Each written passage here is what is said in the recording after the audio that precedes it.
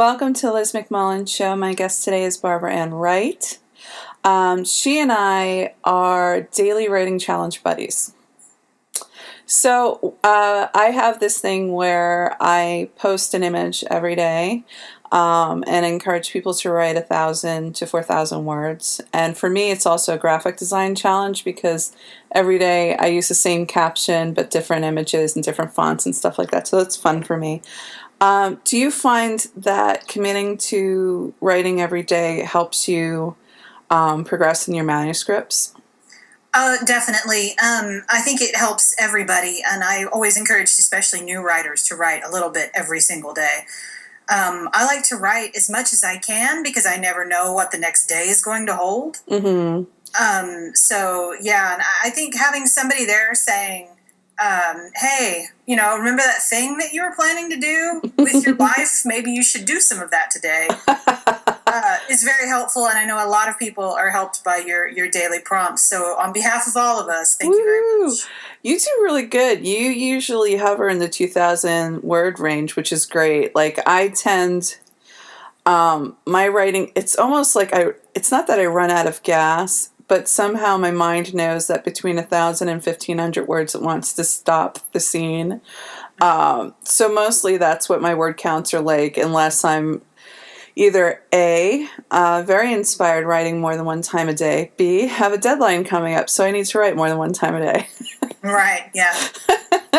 And for me, I like feeling connected. Like, even though people say that writing is a solitary occupation, I find that for me it's a team effort, and even though the majority of the time my daily exercise is just creating the prompt, it still makes me feel connected so that it's like a daily nudge. Hey, Liz, maybe today is the day that you'll actually take part with these other authors. And that helped me finish Unspoken, which is the first book that I finished in a year. And so that was really nice. Yeah, well, there's something to be said for synergy, right? Yeah, or synergy. I'm sorry, Jem is truly outrageous. There's something to be said for that synergy as well. Yes. Yeah, just like ignore the fact that I was a child in the 80s. Speaking of children, no, just kidding. So you have, this really rhapsodic thing going on with Barbie. Yes. And you don't confine yourself to the traditional Barbie outfits and settings. Can you talk about when you started this reimagining obsession? Because I saw one. It looked like there were like blood spatter and like there was a knife in the photograph. Well, I've been playing with Barbie since I was a little kid. And the fact that there were so many women and only one man just made it seem like, okay, the ladies have to be having the adventure this time. And I was also a child of the 80s, so I was so used to my action-adventure media just starring mostly men, and there seemed to only be about 4 women in the entire world, or sometimes the entire galaxy. So I had to do that in reverse. So, and I didn't want to, go to the mall, and Barbie buys clothes, and I like shopping and I like all of that, fine, but I also wanted to be, Indiana Jones, and I wanted my Barbies flying through space and having adventures. And so I kind of took that with me. I thought later when I was going to do a blog, I was like, I want to do something that harkens back to my childhood, something that's a little original. And so I was like, well, I'm going to take these Barbie dolls and just go crazy with them and make funny trailers and do unexpected things with this doll that I think so many people see in just this one light. And just like my characters, I wanted to make her into something else. But there's only so much you can do if you're technologically challenged like me. So, there's sometimes they're hanging from fishing wire, or you can see my hand in the shot. What are you going to do? I don't have a lot of props, so my Barbie in a boat was actually standing in a Tupperware container in my bathtub. Epic. So now, with the relaunch, with all the different body types and whatnot, are you going to go bonkers with all these options? I might. I haven't. They haven't really, I guess, released the dolls yet. If they're cheap enough, I might buy them because I said very low budget. So I usually buy whatever Barbie is in the bargain bin. So if the new ones are cheaper, I'll buy them. But if they're $30 or $40 a piece, no, I'm going to have to wait. You're not going to start a GoFundMe campaign because you want one from each different body type and skin tone and like I love that the plus size one has blue hair. I'd be afraid that it'd be like, oh, you raised $5 total, and that's now. So, you have this really rich, imaginative life in your books, Thrall Beyond Golden Glory. And I'm going to read your blurb as if I know how to read. Like heroes from an ancient tale, Asa and Maeve plan to raid foreign shores, claiming golden glory for their homeland. Young and in love, neither considers what will happen if one is chosen to be a warrior and the other is left behind. On a mistreated island, Asa meets Elle, a woman enslaved by an insidious curse. Maeve walks the path of a dark magic and finds Lorette, a woman who is well acquainted with pain. Holy crap. Like my editorializing. That wasn't in the blurb. That wasn't in the blurb. Together, they must break the magic surrounding Elle, an act that will force them to choose between their dreams, their homes, and the woman they love. Yes, it's all very dire and exciting, and everyone should go buy one right. It's all very dire and exciting, and everyone should go buy one. That's like a really awesome elevator speech. And every other word you like as well to make you buy it. Do you know, speaking of, I was actually pondering you because I saw a post on Facebook quite some time ago, and you were selling your books like hotcakes. You're at the Bold Strokes, I guess, stall or whatever. And I was like highly impressed because I know that fantasy, sci-fi, and whatnot does not generally sell well. So, like, how did you manage to get them moving like hotcakes? I'm not sure. I don't. I haven't really talked numbers with anybody else who writes lesfic fantasy. I guess so far the fantasy fans and the sci-fi fans that I've met are so desperate for fantasy or sci-fi with LGBT characters of any variety that the ones that I've met gobble it up. So if they find it, they buy it. Now, some of them weren't familiar with Bold Strokes or indeed any of the LGBT publishers, so it's always fun to meet that person and then go, well, you should check out X, Y, and Z. But I've had people come and buy, who are not necessarily lesbian, but who are anybody who are like, I love this kind of stuff and I want to see more of it. And so that's mostly what I've encountered. Now, how that might differ from somebody who, say, writes urban fantasy or paranormal romance or something that's not traditional fantasy sci-fi, I have no idea. But mainly, yeah, it's just sort of, oh my God, this thing exists. I must have it.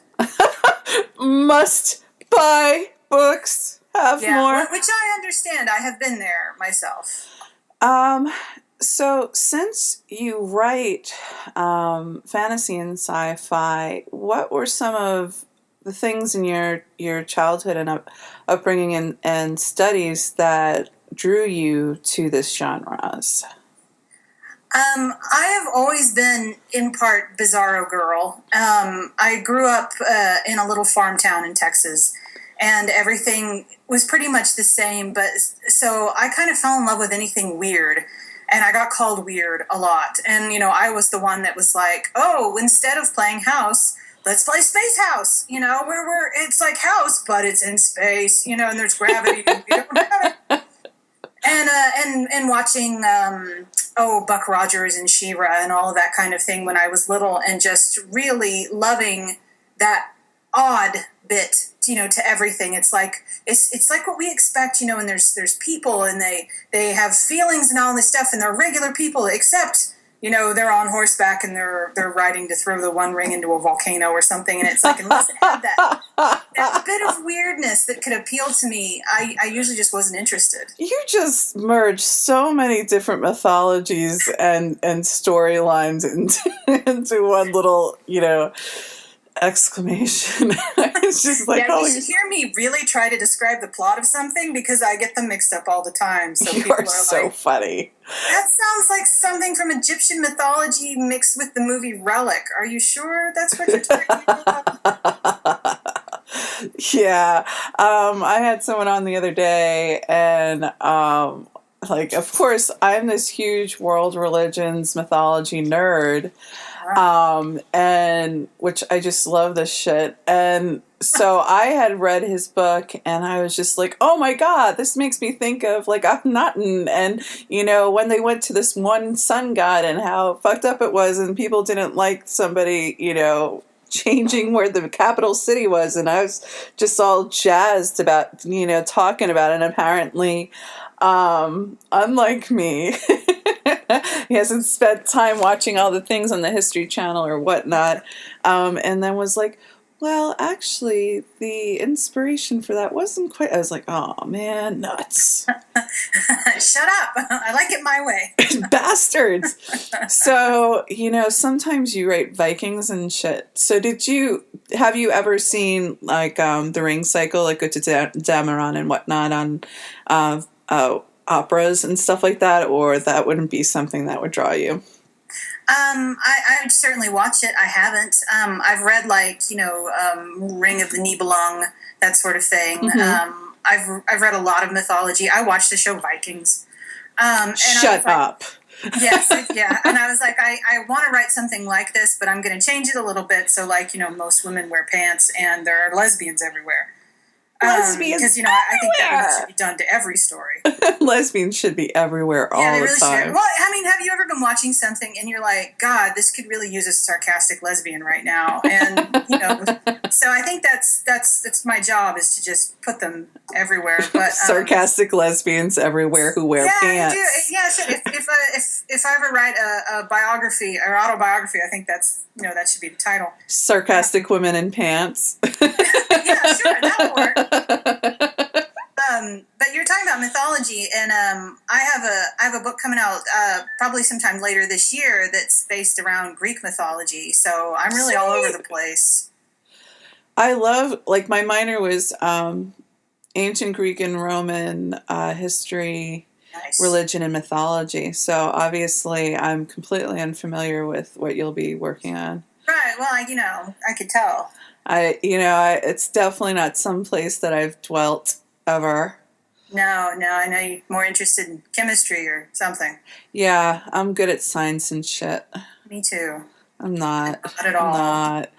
I wanted to be. What was interesting is I love discovering how people think, how things work. Mm-hmm. So I kicked butt when it came to the textbooks, but I blew when it came to labs. Oh. I am not good with precision. I'm not the one you want to ask to, do measurements and watch for changes and all that kind of stuff. No. I was a fuck up with that. I could ace a test, but I just did not have a knack for that, which was utterly disappointing because I thought it was so cool. I was awful at it. Mm. I appreciate it. I can watch the fuck out of a documentary on science. I'm totally down with that. Mm-hmm. Let's see.